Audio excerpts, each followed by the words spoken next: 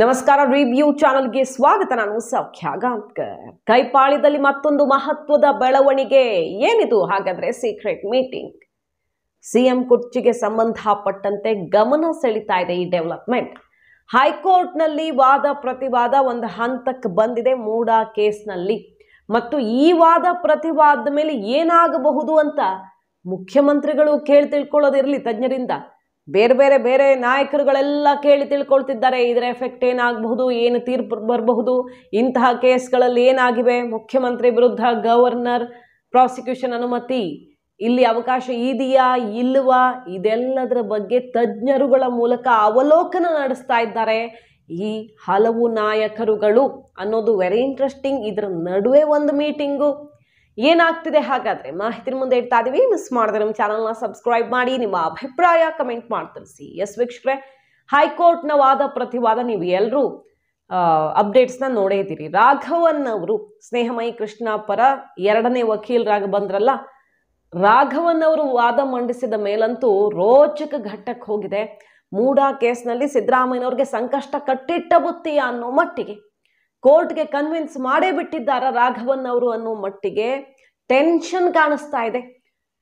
Night dinner ಮೀಟಿಂಗ್ಗಳು ಎಲ್ಲ ನಡೆದಿದೆ. ಆ ವಾದ ಪ್ರತಿವಾದ ಆದ ಬಳಿಕ ರಾಘವನ್ ಅವರ ದಾಖಲೆ ಮತ್ತು ಅವರ ಕೆಲವು ಪಾಯಿಂಟ್ಸ್ ಬಳಿಕ ನೈಟ್ ಮೀಟಿಂಗ್ಗಳೆಲ್ಲ ಆಗಿವೆ. ತಜ್ಞರ ಅಭಿಪ್ರಾಯ ಕೇಳಿದ್ದಾರೆ. ಸುಪ್ರೀಂ ಕೋರ್ಟ್ನಲ್ಲಿ ಹೋರಾಟ ಮಾಡೋದಕ್ಕೆ ಮುಖ್ಯಮಂತ್ರಿಗಳಿಂದ ತಯಾರಿ ಆಗ್ತಿರೋದ್ರ ಬಗ್ಗೆನೂ ಸುದ್ದಿಗಳು ಬರ್ತಿದ್ದಾವೆ. ಇದರ ನಡುವೆ ಗಮನ ಸೆಳೆದ ಇಬ್ಬರು ಪ್ರಭಾವಿಗಳ ಮೀಟಿಂಗ್. ಯಾಕೆ ಮೀಟ್ ಆದ್ರು? ಪದೇ ಹೋಗಿ ಇಂತಹ ಮೀಟಿಂಗ್ಗಳನ್ನು ಮಾಡ್ತಿರೋದು ಯಾಕೆ ನಾಯಕ? ಬೇರೆ ಯಾರು ಅಲ್ಲ, ಜಿ ಪರಮೇಶ್ವರ್ ಅವರು ಎಂ ಬಿ ಪಾಟೀಲ್ರನ್ನ ಮೀಟ್ ಆಗಿರೋದು ಈಗ ಕುತೂಹಲಕರಣ ಆಗಿದೆ. ಯಾಕಂದ್ರೆ ಸಾಮಾನ್ಯವಾಗಿ ಮಿನಿಸ್ಟರ್ಗಳು ಕ್ಯಾಬಿನೆಟ್ ಮೀಟಿಂಗು ಅಲ್ಲಿ ಇಲ್ಲಿ ಮೀಟ್ ಆಗ್ತಿರ್ತಾರೆ, ಸಹಜ ಈ ಊಟ ತಿಂಡಿ ಅಂತ ಸಿಗೋದು. ಆದರೆ ಸುದೀರ್ಘ ಮಾತುಕತೆ ಅದು ಈ ಟೈಮಲ್ಲಿ. ಜಿ ಪರಮೇಶ್ವರ್ ಅವರು ಡೆಲ್ಲಿಗೆ ಹೋಗ್ತಾರೆ, ಹೈಕಮಾಂಡ್ ನಾಯಕರನ್ನ ಭೇಟಿ ಮಾಡ್ಕೊಂಡು ಬರ್ತಾರೆ, ವೇಣುಗೋಪಾಲ್ ಅವ್ರ ಜೊತೆ ಅಂತ ಸುದೀರ್ಘ ಮಾತುಕತೆ ಮಾಡ್ಕೊಂಡು ಬರ್ತಾರೆ.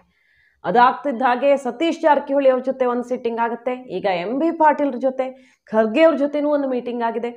ಎಂ ಬಿ ಪಾಟೀಲ್ ನಿವಾಸಕ್ಕೆ ಹೋಗಿ ಬ್ರೇಕ್ಫಾಸ್ಟ್ ನೆಪದಲ್ಲಿ ಬೆಳಗ್ಗೆ ಮೀಟಿಂಗ್ ಮಾಡ್ಕೊಂಡು ಬಂದಿದ್ದಾರೆ.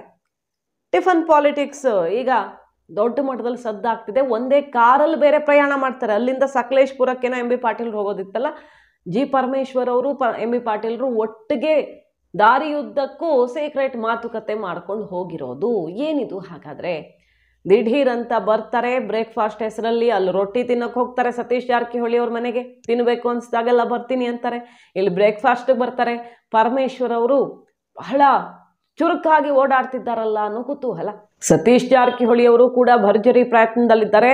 ದಿಢೀರ್ ಅಂತ ಡೆಲ್ಲಿಗೆ ಹಾರಿ ಬೇರೆ ಯಾರು ಅಲ್ಲ, ರಾಹುಲ್ ಗಾಂಧಿ ಅವರ ಜೊತೆನೇ 20 ನಿಮಿಷ ಏನೋ ಮಾತಾಡ್ಕೊಂಡು ಬಂದ್ರು. ಸುದೀರ್ಘ ಮಾತುಕತೆ ಆಯಿತು ರಾಹುಲ್ ಗಾಂಧಿ ಅವ್ರ ಜೊತೆಗೆ. ಸಿಎಂ ಕುರ್ಚಿಗೆ ಸಂಬಂಧಪಟ್ಟಂತೆ ಅವರ ಆನ್ಸರ್ ಏನಾಗಿತ್ತು? ಖರ್ಗೆ ಅವರ ಮೂಲಕ ನಿಮಗೆ ಉತ್ತರ ಸಿಗತ್ತೆ. ಅಲ್ಲಿಂದ ಗೊಂದಲ ಜಾಸ್ತಿ ಆಗ್ಬಿಟ್ಟಿದೆ ಪರಮೇಶ್ವರ್ ಅವ್ರಿಗೆ, ಸತೀಶ್ ಜಾರಕಿಹೊಳಿ ಅವ್ರಿಗೆ. ಖರ್ಗೆ ಅವರಿಂದ ಉತ್ತರ ಅಂದ್ರೆ ಅವರೇ ಉತ್ತರವ ಸಿಎಂ ಕುರ್ಚಿಗೆ? ಅವರಿಂದ ಉತ್ತರವ? ಸಿಎಂ ಯಾರಾಗಬೇಕು ಅನ್ನೋದನ್ನ ಖರ್ಗೆ ಅವ್ರು ನಿರ್ಧರಿಸ್ತಾರ? ಇಂಥದ್ದೆಲ್ಲ ಪ್ರಶ್ನೆಗಳು ಈಗ ಕೈಪಾಳ್ಯದಲ್ಲಿ. ಲೇಟೆಸ್ಟ್ ನ್ಯೂಸು, ರಾಹುಲ್ ಗಾಂಧಿ ಅವರು ಯಾಕೆಂತಹ ಉತ್ತರ ಕೊಟ್ಟರು ಅನ್ನೋದು ಅಲ್ಲಿಗೆ ಸಿದ್ದರಾಮಯ್ಯನವ್ರನ್ನ ಕೆಳಗಿಳಿಸುವಂತಹ ಸಮಯ ಹತ್ರ ಆಗ್ತಿರೋದು. ಹೌದಾ? ಇಷ್ಟು ಚುರುಕಾಗಿ ಓಡಾಡ್ತಿದ್ದಾರೆ ಅಂದ್ರೆ ನಾವಿನ್ನು ತಡ ಮಾಡದೆ ತಯಾರಿ ಮಾಡ್ಕೊಳ್ಬೇಕು ಅನ್ನೋ ಸಂದೇಶ ಹೈಕಮಾಂಡ್ನಿಂದ ಸಿಕ್ಕಿದೆಯಾ? ಒಂದ್ ಕಡೆ ಡಿ ಕೆ ಬ್ರದರ್ಸು ಸಿದ್ದರಾಮಯ್ಯನವರೇ 5 ವರ್ಷ ಸಿಎಂ ಆಗಿರ್ತಾರೆ ಅಂತ ಹೇಳುವ ಮೂಲಕ ಬೇರೆಯವರು ಪ್ರಯತ್ನ ಮಾಡ್ತಿದ್ದಾರಲ್ಲ, ಅವರ ವೇಗಕ್ಕೆ ಬ್ರೇಕ್ ಹಾಕುವಂತ ರಣತಂತ್ರದಂತೆ ಕಂಡು ಬರ್ತಾ ಇದ್ರೆ, ಮತ್ತೊಂದ್ ಕಡೆ ಎಡಬಿಡದೆ ಮೀಟಿಂಗ್ಗಳು ನಡೀತಿದ್ದಾವೆ. ಸಿದ್ದು ಕ್ಯಾಂಪ್ನ ನಾಯಕರನ್ನು ವಿಶ್ವಾಸಕ್ಕೆ ತಗೊಳ್ಳೋ ಪ್ರಯತ್ನದಲ್ಲಿ ಪರಮೇಶ್ವರ್ ಅವರು ಇರೋ ತರ ಕಾಣಿಸ್ತಿದೆ. ಎಂ ಬಿ ಪಾಟೀಲ್ರು, ಲಿಂಗಾಯತ ನಾಯಕತ್ವ ಮತ್ತು ಆ ಸಮುದಾಯದ ಬಲ ಬೇಕು ತನಗೆ.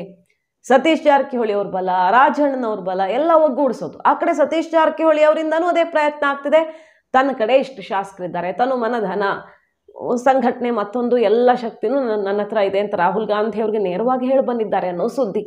ಸೊ ಮುಖ್ಯಮಂತ್ರಿ ಕುರ್ಚಿ ಸಂಬಂಧಪಟ್ಟಂತೆ ಕೈಪಾಳ್ಯದಲ್ಲಿ ದೊಡ್ಡ ಬೆಳವಣಿಗೆಯೊಂದರ ಸುಳಿವು ಈಗ ಅಲ್ಲಿಂದನೇ ಬರ್ತಿದೆ. ಮಾಹಿತಿ ನಿಮ್ಗೆ ಇಷ್ಟ ಆಗಿದ್ರೆ ಮಿಸ್ ಮಾಡಿದ್ರೆ ನಮ್ಮ ಚಾನಲ್ನ ಸಬ್ಸ್ಕ್ರೈಬ್ ಮಾಡಿ, ನಿಮ್ಮ ಅಭಿಪ್ರಾಯ ಕಮೆಂಟ್ ಮಾಡಿ ತಿಳಿಸಿ. Thank you.